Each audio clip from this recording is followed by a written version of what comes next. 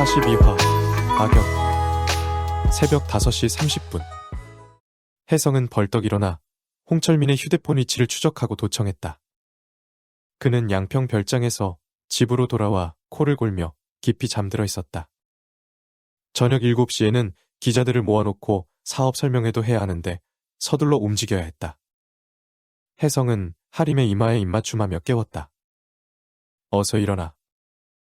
하림은 이불을 파고들었다. 나 조금만 더 잘게. 7시까지 출근하면 돼. 혜성은 철썩 소리가 나게 하림의 엉덩이를 때렸다. 홍철민 지금 집에서 자고 있어. 놈이 출근하기 전에 체포해야지. 하림은 그제야 일어나 브래지어를 집어들고 잠옷바지를 입었다. 하림을 집으로 보내고 샤워를 마친 혜성은 새벽 6시 하림의 집으로 가서 아침을 먹었다. 그런데 하림의 어머니 이미지는 하림이 외박한 걸 아는 눈치였다. 하지만 하림의 외박을 걱정하는 게 아니라 기쁨과 기대를 담은 표정이었다. 혜성은 하림에게 홍철민의 금고가 있는 곳을 말해주고 비밀번호를 바꿨다는 것도 말했다. 그러니 연장을 가져가 창고를 뜯고 금고채로 압수하라고 조언했다. 하림은 수사국장에게 전화해 홍철민의 혐의 사실을 말하고 긴급 체포하겠다 했다. 체포 영장을 청구하면 검찰에서 제지하고 홍철민이 모든 증거를 없앨 것이라면서. 그는 한참을 고민하다 승낙하고 하림은 비상을 걸어 팀원들을 홍철민의 집 근처로 소집했다. 혜성은 하림과 시간을 보내다가 그녀를 주차장까지 배웅하고 집으로 돌아왔다. 그러고는 뿔테 안경에 모자를 깊이 눌러 쓰고 수염까지 붙여 변장한 뒤 신사동 PC방으로 갔다. 우회 IP를 사용하고 추적해도 검찰청 내부 IP가 되게 조작한 것이니 굳이 변장할 필요도 없었지만 만약의 경우를 대비해야 했다. 맨 구석에 자리 잡고 여러 인터넷 사이트에 양평 별장에서 찍은 영상을 올리고 양심을 가진 몇몇 마이너 언론사에도 영상 파일을 보냈다.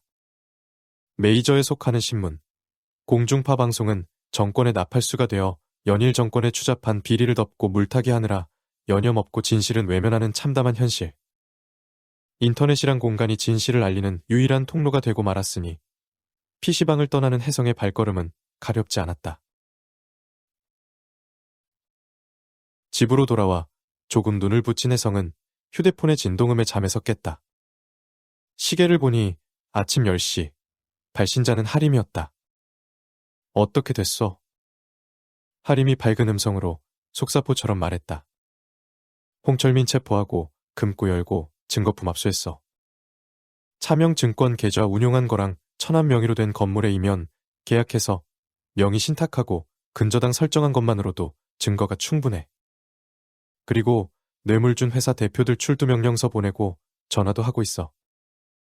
홍철민이 체포되었고 모든 증거가 나왔다니 다들 체념한 눈치더라. 이제 용학성 체포하고 영장 받아 계좌 추적만 하면 돼. 그럼 홍철민한테 상납받은 놈들도 다 나올 거야. 혜성은 잠이 확 달아나며 미소가 절로 나왔다. 수고 많이 했어. 검찰청은 완전 초상집 같겠네. 하림이 신이 나서 소리쳤다. 물론이지. 게다가 검사장 출신 법무차관이랑 특수부 부장검사가 그 꼴로 노란하다 걸렸는데 초상집이지. 경찰청은 완전 잔치집 분위기고. 그리고 양평 별장 누드 파티 영상도 지금 검색어 1위고 포털 기사에도 메인 뉴스로 떴어.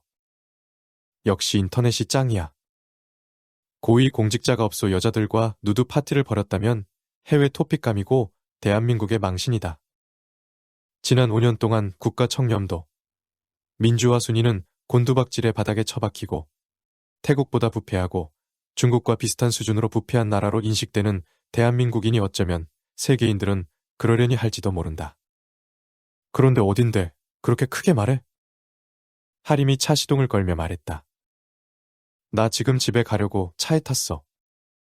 국장님이 이제 손 떼고 푹 쉬래. 여차하면 검찰의 공격 목표가 된다고. 거절하려다가 승낙했어. 잘했지.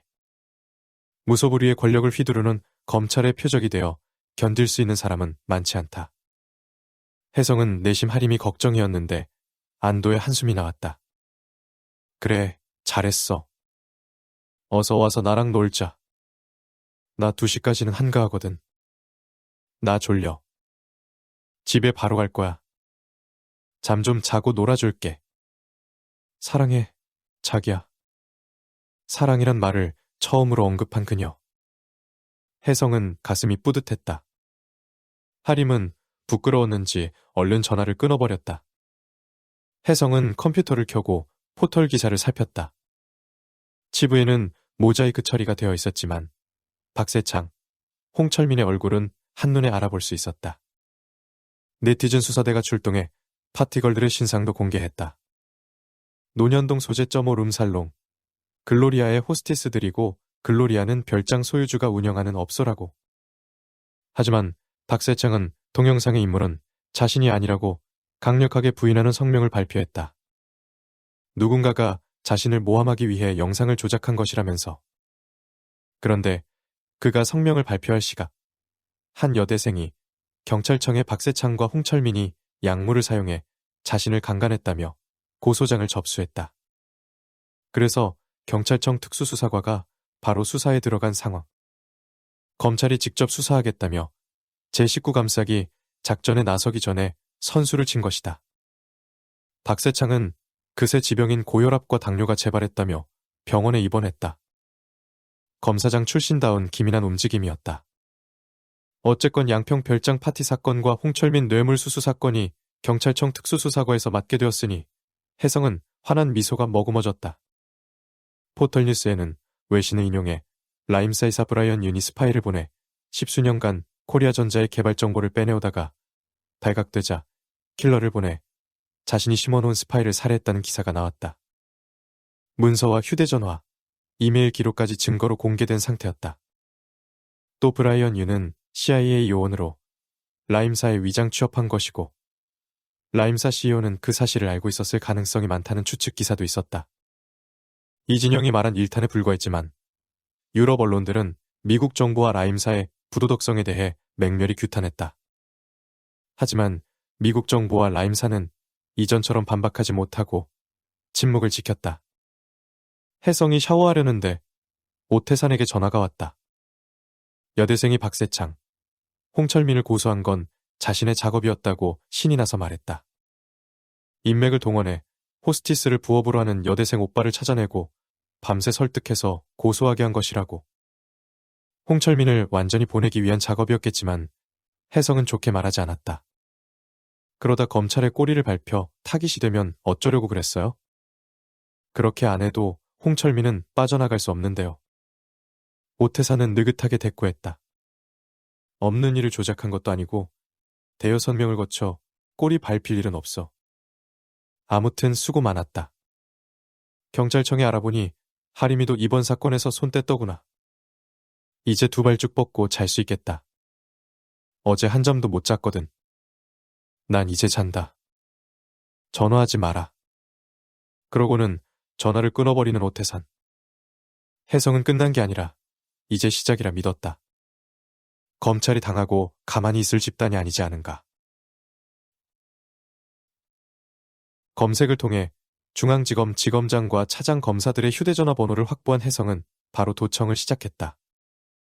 지검장, 차장, 부장 검사들이 모여 회의를 하고 있었다. 먼저 양평 별장 사건 수습에 관해 이야기했지만 변명할 여지가 없어 속수무책인 상황. 지검장은 첨단 범죄수사 2부장에게 대검찰청 사이버범죄수사단과 협조해 인터넷에 파일을 올리고 기자들에게 파일을 보낸 범인을 조속히 검거하라는 명령을 내렸다. 그리고 사건이 청탁, 금품 수뢰 쪽으로 가서 검찰의 명예가 손상되지 않게 기자들과 참고인 관리를 철저히 하라 당부했다. 참고인 관리. 말은 그럴듯해 보이지만 결국 별장 접대건에 관련된 사람들을 협박해서 입을 틀어막으라는 의미. 그리고 경찰청 특수수사과가 홍철민을 긴급 체포한 사건에 대해 논의했다. 홍철민의 혐의 사실은 불법으로 계좌를 추적하지 않은 한 할 수 없다며 경찰청에서 불법 자료 수집, 불법 내사한 거라는 쪽으로 흘러갔다. 그러니 경찰의 불법 수사에 대한 검찰 수사가 따라야 한다고. 그러면서 하림의 이름이 거론되었다. 세상 물정 모르고 천방지축으로 날뛰는 천둥벌거숭이라며. 일단 경찰청에 압력을 행사해 한직으로 보내고 수단 방법을 가리지 않고 뒤를 캐 옷을 벗겨야 한다고. 적반하장도 정도가 지나쳐 혜성은 주먹이 불끈 쥐어졌다. 생각 같아서는 당장 달려가 그 자리에 모인 쓰레기들을 확 쓸어버리고 싶었다. 지검장이 거만하게 말했다. 내가 수사국장과 통화했는데 이하림 때문에 골치라더군. 이번 일도 이하림에게 등 떠밀려 하긴 했는데 더는 손 못 대게 했다 하더라고.